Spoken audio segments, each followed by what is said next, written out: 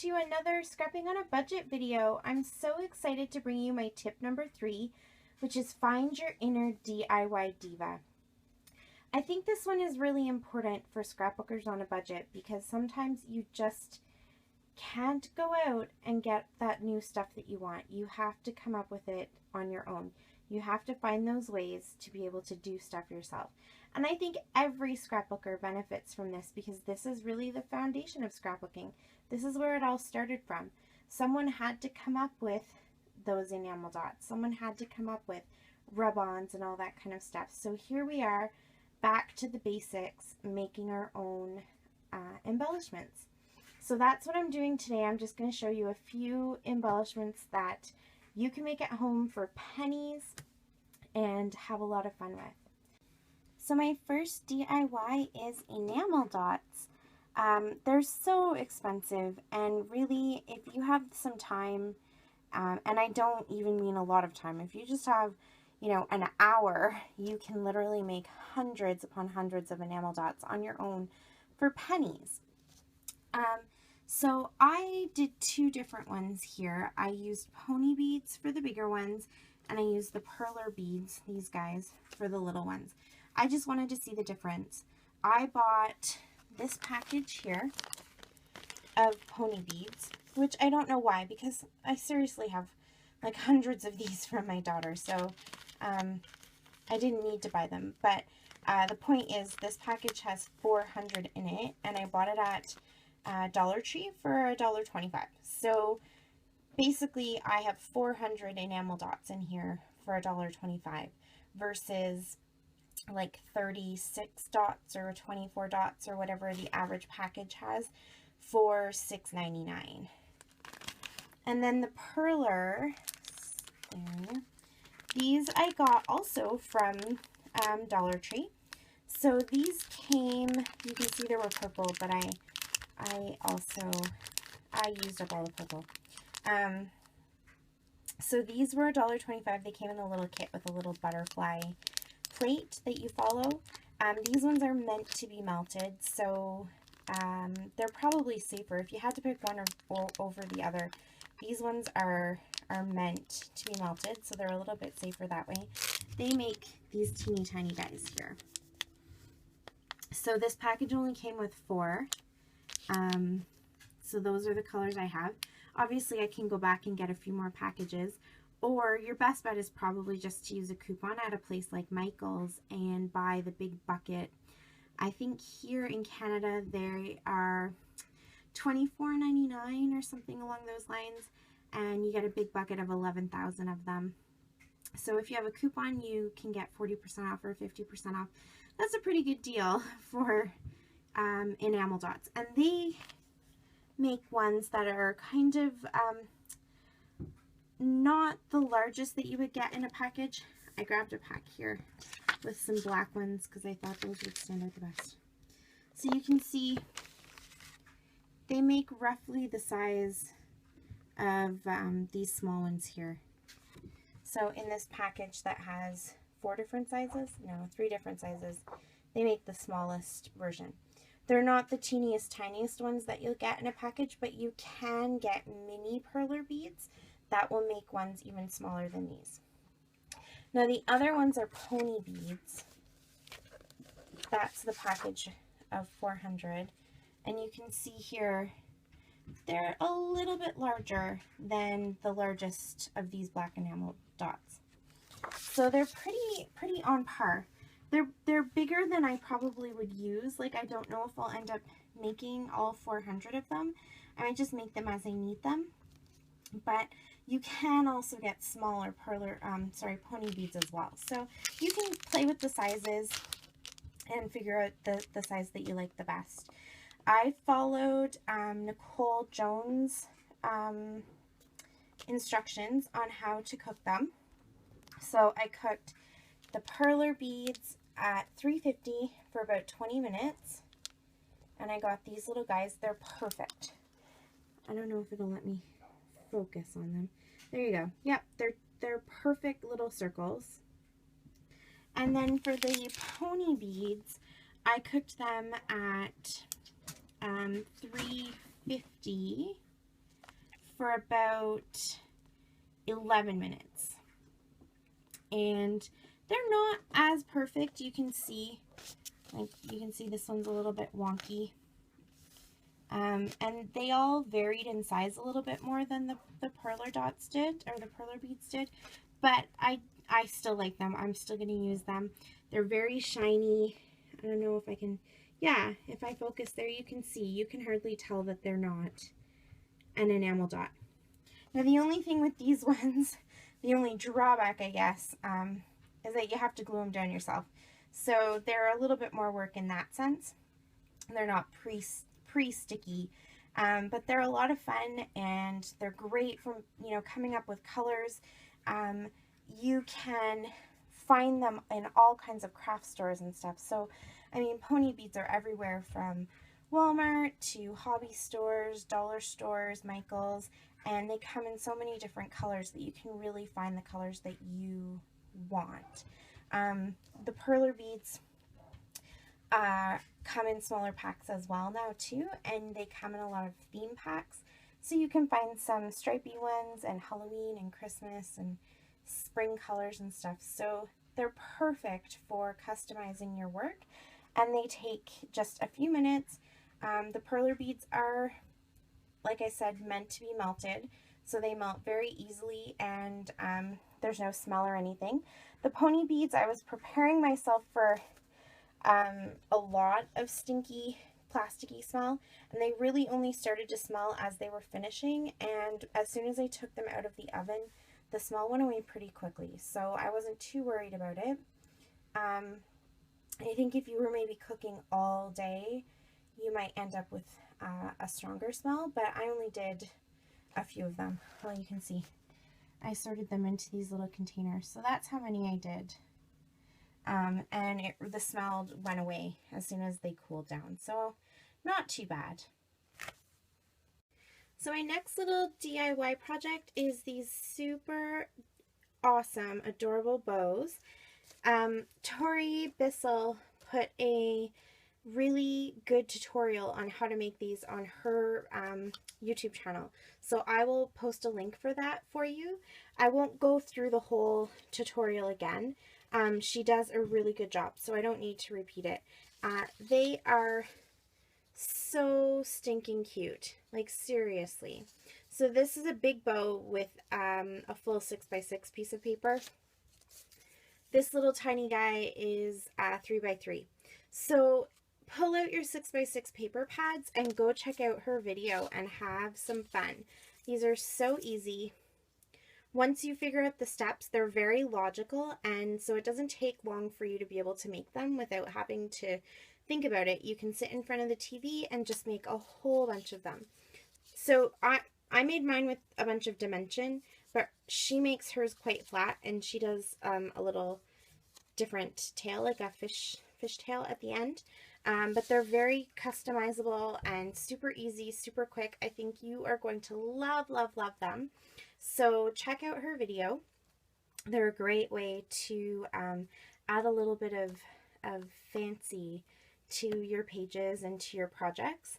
And also, as a bonus, you're using up your stash. So pull out all those 6x6 pads and see what you can come up with. So I'm just going to move those over to the side. My other tip for tonight is to cut out your own embellishments. So we all have paper that has basically embellishments in it. They're just waiting for us to cut them out. So things like this, I mean, this one has the dotted lines where you can cut already on it. It's a cute page as a whole, but individually, look at all the cute little embellishments that you can get. So out of this one page, you can get tons and tons of stuff. A lot of 6x6 pads also have this. You can see that I've been using mine. They come with the cutter parts. So remember to go through your pads when you have them. When you buy new ones, cut them out if you think that's going to be the best way for you to get them used. Cut them all out and put them with your other embellishments and use them. They're pre-coordinated with your 6x6 pads, so it makes for extra easy layouts. Now I usually do sort of quick layouts with my 6x6 pads, especially if I don't have a lot of time to come down into my scrap room. If my hubby is working late and I want to get some scrapping done, but I have to be upstairs with my kids, I'll just grab a 6x6 pad and cut out any of the little cut aparts and put together some really quick layouts. And I do have a video about that. It's way back, one of my first or second videos, so go and check that out. And it's a really easy way to get a bunch of layouts done and have everything coordinating. So grab them. So here's a 6x6 with some great cutouts. I grabbed a couple others just so you could see. This one here has a bunch of cute little cutouts. This one too, cute little cutouts that you can use as embellishments. Now in their big versions, in their big 12x12 versions, you can get these pages upscaled. So those also make awesome embellishments too. A lot of people will cut them out to use for things like Project Life, but you don't need to. You can cut them out and use them on your layouts as embellishments. And in the bigger version, you can even go a step further and cut out things like, you know, cut out the little pizza, cut out the little coffee cups, the running shoe and stuff like that, and really build up your embellishment stash that way. Even something like this, it's a little bit small here in the 6x6 version, but in the 12x12 version, these cups are much bigger, so you can always cut them out that way. And then this one also has some of these too. So lots of different embellishments available in this pad. And then don't forget your full-sized paper. So I've already been doing it quite a bit with this one. I wasn't quite sure. I love the back of this paper, but I love this paper too with the fluffy clouds, and I really wasn't sure how I was going to be able to use it and maintain the clouds, you know, and use it as a 12x12. So what I've done is I've actually cut them out. So I've cut along here. I've cut out some of the little sayings here too. I punched it a few times with my cloud punch. So I've made quite a few embellishments out of this one piece of paper. This is another one that is very pretty. It's sort of got that mink look to it with the purple foil, but I really wasn't going to use it as a full piece of paper, and I much preferred to cut out, I don't know if you can see there, I cut out the middle of that flower, I've cut out leaves, I've cut out all these flowers as a whole before, and really got a lot more use out of my paper by cutting it up into embellishments rather than using it all as one. This is another one that I'll end up doing the same thing with, because for starters, if you are going to use it as a 12x12, you're going to end up covering up some of it. So how do you pick what words you want to cut up? Or sorry, what words you want to cover up? I think for me, this will be much better used, and the actual wording will be much better utilized, cut up into individual embellishments. And my last tip for today is remembering to use your stamps. So we have habits of collecting these stamps, and I'm sure that you have some at home. Pull them all out, take a look at what you have, and see what you can use. Things like these little guys. All of these parts are individual. So if you wanted to stamp out a bunch of these little hedgehogs, color them in, maybe cut out a bunch of the hearts and color them in. I think Lawn Fawn does have dies that go with these, but you don't need to use them if you don't have them.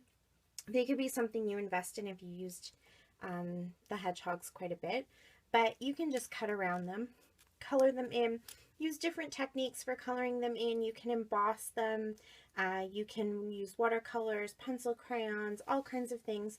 cut them all out, and then you have a whole bunch of cute embellishments from your stamps too.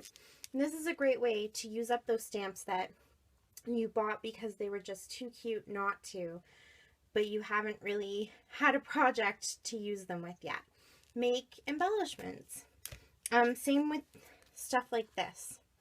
This is just gorgeous. This is a Dear Lizzie stamp. And look at that rose. It's so beautiful. It would be easy to stamp a whole bunch and color them in, or leave them black and white, or stamp them on pattern paper. It's totally up to you. But cut them all out, and then you've got a bunch of flowers that you can use to embellish. Things like flowers and hearts and stars, and very sort of geometric shapes, things like the banners and stuff like that, they never go out of style. They're never not going to be trendy. The colors may change, the way that they're drawn may change, you know, like brush strokes right now, that type of thing is very trendy, but you're seeing flowers and all of that using those trends. So go ahead and pull out your stamps no matter how old they are, because I guarantee you've got stuff that you can use to embellish. Look at this awesome mason jar too that you can fill with goodies and stamp onto pattern paper and whatever you need to make embellishments. So pull those out. So I am going to put a bunch of links down at the bottom of my, in the comment section down at the bottom, to people that I used as inspiration for some of these ideas. So Tori is one of them. I'm going to put a link to Nicole Jones. She did a really, really great tutorial, actually 2 tutorials on Enamel Dots. So take the time to watch those if you're not sure about exactly what to do, but it is pretty simple. Wax paper and or parchment paper works fine as well, or even if you have a silicone mat or anything like that, that works great. $3.50 for about 20 to 25 minutes for your perler beads, and $4.25 for about 10 to 12 minutes for your pony beads.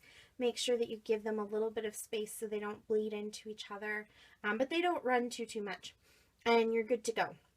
But check out Nicole's video because she explains it much better than I have, and gives you a really good example of the different sizes. So here is the layout for this week's Scrapping on a Budget.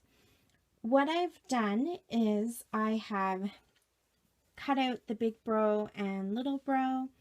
I've cut out all of these little things, these little embellishments. You saw those already cut out of the 6x6 paper pad that I was showing you. And I used some of that paper, and I just wanted to really, you know, keep the embellishments a little bit more muted so I can showcase my 2 little guys here. They always sit together like that, and they really do love each other. They're best friends for sure, so it's very sweet to capture that moment. I also added my new enamel dots too as just a little embellishment. So that is the layout, and once again, thank you so much for watching. I really appreciate it. I love that you guys are taking the time to give me thumbs up and to leave comments. I think it's awesome. I love to hear what you guys are doing to save some money and make your stuff stretch a little further. So keep all those tips and tricks coming, and see you next time. Happy scrapping!